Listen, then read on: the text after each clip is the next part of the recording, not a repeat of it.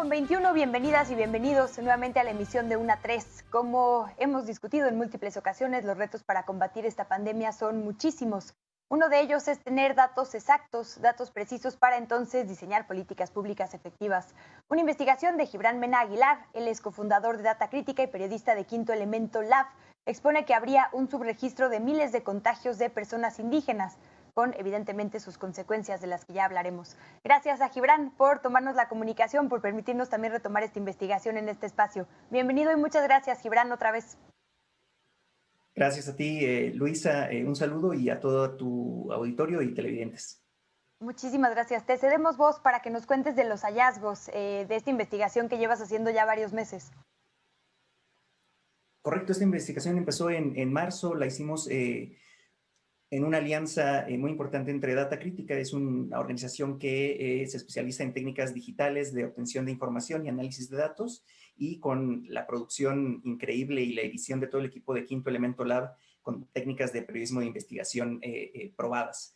La empezamos en marzo y vamos a ver que tiene varios hallazgos. El primero de ellos, el más importante, es que durante 7 meses, durante el 70% de la pandemia, deliberadamente la Secretaría de Salud del Gobierno Federal excluyó de los datos el identificador más importante para poder comprender el impacto de la pandemia en población indígena, que es la población que se reconoce como indígena y que acude a algunos de los centros de salud en todo el país con síntomas de COVID, se hacen la prueba, ingresan a una base de datos que es la base de datos oficial, que se muestra muchas estadísticas diariamente en una conferencia, y entre marzo y el 7 de octubre de 2020, deliberadamente la columna que dice se identifica como indígena se sacó de esa base de datos, no se puso en los datos públicos, y bueno, esto derivó en la invisibilización de miles de personas que se autorreconocen como indígenas y que estaban en esa base de datos, ¿no? La otra parte de la investigación es que aún después de que se publicó finalmente el 7 de octubre esta variable que los identifica plenamente como autorreconocidos indígenas, la Secretaría de Salud confirma que son datos deficientes, que tienen muchas deficiencias en la recolección, los datos de la etnicidad de estas personas que entran a la base, y por lo tanto al final de todos modos tenemos una subestimación bárbara del los contagiados, ahí sí, y las muertes de población indígena, ¿no? Entonces, podemos dividir en esas dos partes los hallazgos. Si quieres, vamos al detalle de la primera y la segunda parte, Luisa. Por favor, y también explícanos por qué es importante el hecho de que se especifique, digamos, esta categoría. Digo, evidentemente por lo obvio, por saber la verdad, pero también porque con esto podemos atacar mejor la situación. Si quieres, vamos en orden. Te tengo que advertir que en como 2 minutos y medio, a la 1:26, entra un corte automático. Si de repente te pido que frenemos un segundo, es por eso, y seguimos después de la pausa. ¿Está bien? Perfecto, no te preocupes. Sí, Buenísimo. mira, Entonces, adelante. la historia, la investigación que llamamos Invisibilizados, México subregistra más de 9,000 casos de indígenas en datos COVID, así la pueden encontrar en redes. Comienza un 26 de abril cuando el enfermero Luis Kawich del Hospital Integral José María Morelos en Quintana Roo recibe a una amiga suya indígena, una joven maya de 23 años, en el hospital, y al ingresarla la registra. Como cualquier enfermedad en un hospital se registra pues cuál es la dolencia, el sexo, la edad de la persona, las enfermedades que tiene, en este caso si tiene POC, si fuma, si tiene inmunosupresión, una serie de preguntas, si habla una lengua indígena, si se reconoce como indígena. Y estos datos se quedan ahí guardados. También se incluye eventualmente la confirmación de la prueba de COVID que se haga, y son los datos que van a la base de datos pública. Pues se publican todos los datos de esta joven maya que murió desafortunadamente a los pocos días de COVID-19, le confirmaron COVID-19, pero no se publica que la joven se reconoció como indígena. Esta es la tragedia sobre la tragedia de la invisibilización de esta mujer, que obviamente su identidad indígena es muy importante para ella, encima de la tragedia lamentabilísima de su muerte. Como hay miles de casos. Esto es porque esa variable, esa columna en la base de datos que dice esta persona se reconoció como indígena, la sacaron deliberadamente. Esto nos lo confirma en entrevista el director de Información Epidemiológica de la Secretaría de Salud, Cristian Zaragoza, y nos da una justificación que a la larga, pues vamos a explicar que no se sostiene la justificación que nos da. lo que nos dice es que excluyeron ese dato durante 7 meses para que no ayude a localizar a la persona, digamos, en su domicilio, que los datos de entidad, municipio. Permíteme hacer aquí ¿Vamos al la pausa, corte? discúlpenos. Vamos al corte en Sí, automático, no te sí. preocupes. Pero si te parece bien, regresamos después de unos 2 o 3 minutitos de pausa comercial. No se despegue. Estamos hablando con Gibran Mena Aguilar de Data Crítica y Quinto Elemento Lab. Volvemos. Estamos en...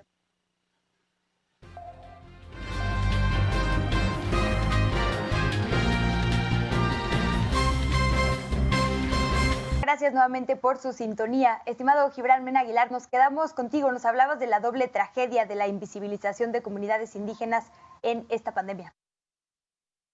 Correcto. La justificación que nos da la Secretaría de Salud para no haber publicado durante 7 meses esta columna que reconoce como indígena a las personas de la base es que ese dato ayudaba a identificar. Es decir, lo que nos dice es que todo ese tiempo estuvo publicando municipio, entidad, edad de la persona, sexo, todas las enfermedades, un catálogo como de 10 enfermedades que padece eran públicos y también si la persona habla o no una lengua indígena. Y el único dato que no publicó es si se reconoce como indígena. Y la Secretaría nos dice que publicar todos estos datos no ayuda a localizar a la persona, pero este dato adicional sí ayuda a localizar a la persona y que por privacidad no lo publicaron. Esta justificación no se sostiene con la propia práctica previa y además, bueno, entonces dejó de ser en algún momento dato personal y entonces ya se publicó de repente el 7 de octubre, ¿no? Aún después de la publicación, lo que hicimos es un análisis estadístico de las muertes oficiales en población indígena que a la fecha de cierre de la edición eran alrededor de 1,700, ¿no?